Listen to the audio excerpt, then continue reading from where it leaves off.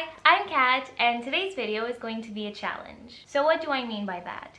If you've seen my previous video of my most anticipated 2021 releases, you know that I'm really excited for a lot of books to come out in the new year, but at the same time, I still have a shelf full of books that I'm really excited to get to, and so I decided to make this video so that I can show you what is at the top kind of my priority list for 2021. We get so caught up in the new releases that sometimes we forget the backlist, we forget some books that we were so excited to read when we first got them, but for some reason they just sit on the shelves forever and ever and ever, and then our excitement kind of dies down a little bit. So I want to remedy that. Please excuse the changes while I'm filming this video because I wanted to film in front of my shelf with my TBR,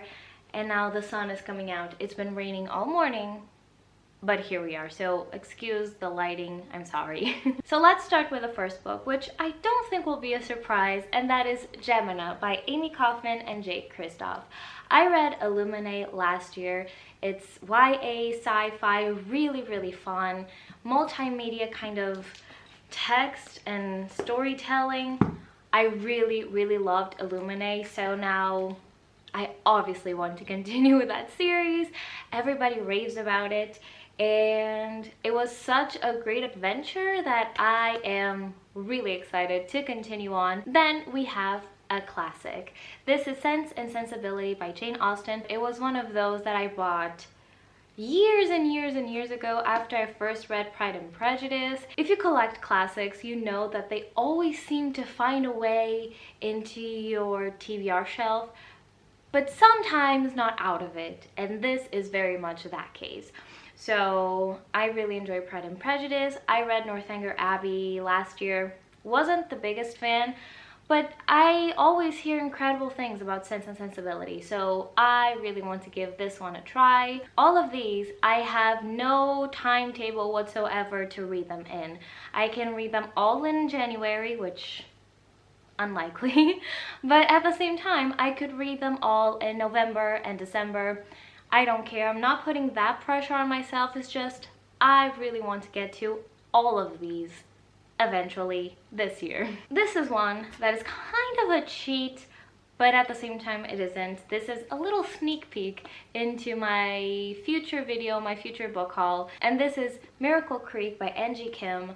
I have heard such amazing things about this book.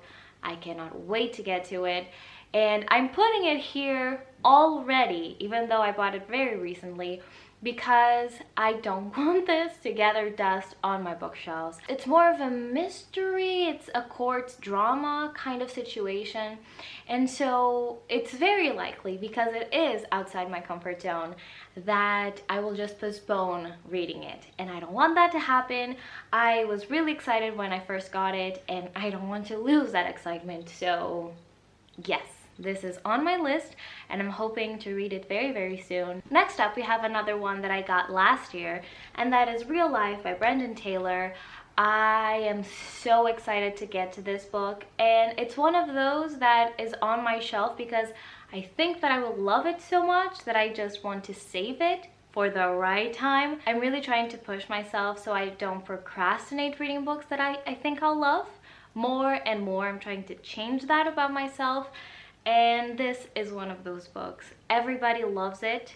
Everybody raves about it. I'm really excited to get to it sooner rather than later. Now, one that has been on my shelves for way too long unread is Children of Blood and Bone by Tommy Adeyemi. This year, I really want to make it a priority to read more fantasy because it's one of my favorite genres, but at the same time, I feel like I read a lot and not enough. 2021 is the year that I get to this, especially because there's already a sequel out. I don't know when the third book is meant to come out.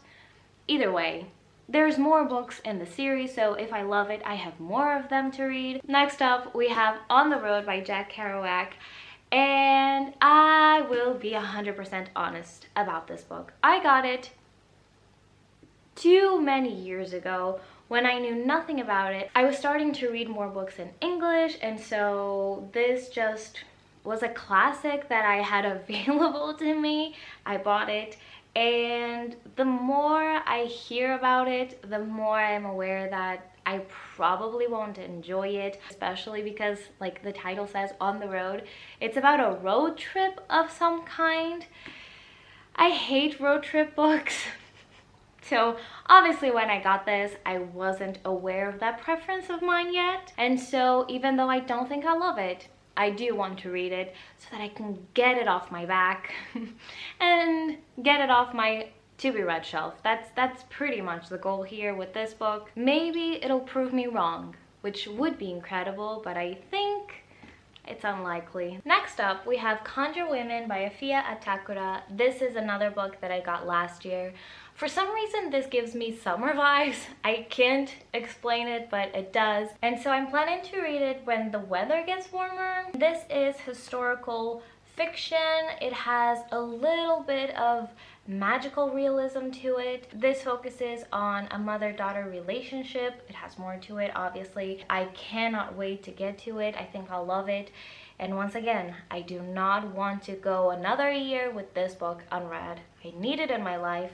I have it on my bookshelf, so this is definitely a priority of mine. Only 3 more books to go. Let's go with another one that is super well known, and that is A Man Called Uva. I think that's how you say the name, by Fredrik Backman. This is translated from Swedish. Everybody and their mother has read this book at this point. I bought this book so long ago. The thing that has prevented me from reading this book is that everybody says it's such a beautiful, cozy story, but at the same time, it'll make you cry. And I haven't been in the mood to cry, if I'm honest. So that is kind of why I haven't picked this up yet.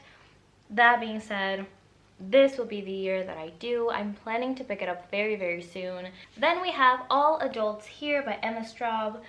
Another book that I got last year that I still haven't picked up, but I'm planning to do it very soon. This is a family drama kind of book from what I understand, the reviews I've read so far. This is one of those that really delves into the family dynamics.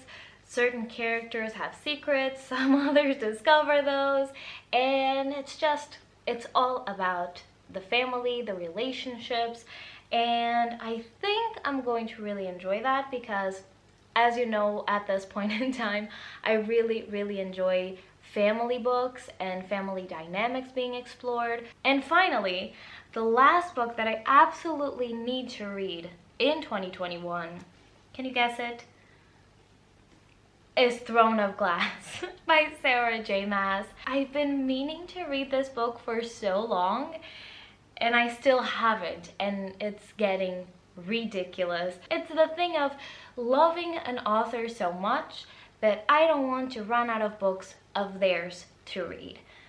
I do this with Cassandra Clare, and apparently I do this now with Sarah J. Maas as well, because I have read the whole ACOTAR series, I have read Crescent City, and I got this a couple years ago, knowing full well that I will really enjoy it. This is YA fantasy. I love Sarah J. Maas. This will be so up my alley, it's ridiculous.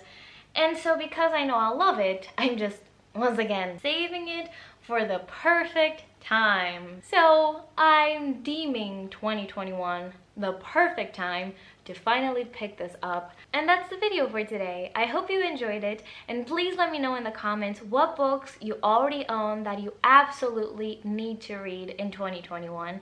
I'm always curious. I think it's always so fascinating to see what books people get, what books people buy, and then for one reason or another save and don't immediately read.